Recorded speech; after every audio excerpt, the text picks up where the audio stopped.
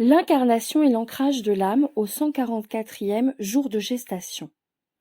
Ce moment marque l'entrée définitive de l'âme dans l'incarnation du plan choisi.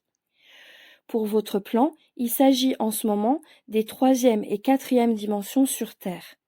D'autres plans afficheront les 5e, 6e et 7e dimensions, et d'autres encore. Un seul niveau dimensionnel.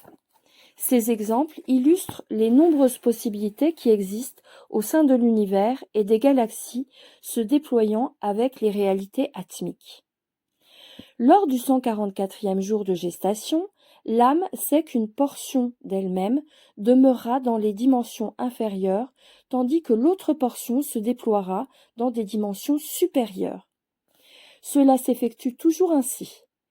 Nous vous avons expliqué qu'environ 20% de celle-ci se trouve incarnée présentement sur Terre. Ce n'est effectivement que ce pourcentage de sa totalité qui peut s'incarner dans les dimensions inférieures.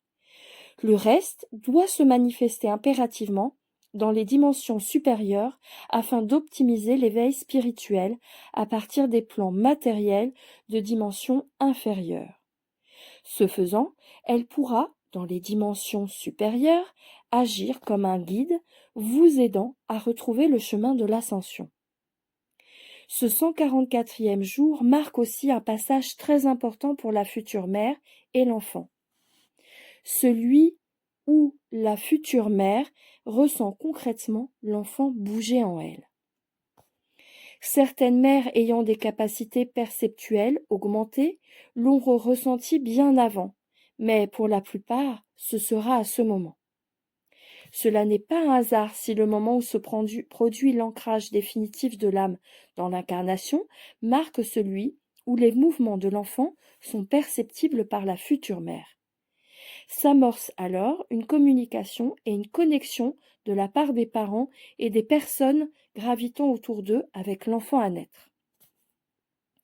Bien sûr, dans la plupart des cultures, vous n'êtes pas conscient de la véritable connexion et la communication s'effectue d'abord avec l'âme. Ce Chanel, donc celui qui écrit le livre, avait déjà établi la connexion et la communication avec ses 2 enfants avant la conception et elle a ressenti l'embryon bouger à la 9e semaine lors de la phase d'aller-retour de l'âme. L'âme de ces 2 enfants a d'ailleurs communiqué avec elle dans les plans intérieurs de conscience afin d'établir cette connexion et cette communication. Elle devait être instruite de ce phénomène afin de pouvoir le recevoir en channeling maintenant. Elle a d'ailleurs vécu ces phénomènes à maintes reprises au cours de nombreux passages spatio-temporels.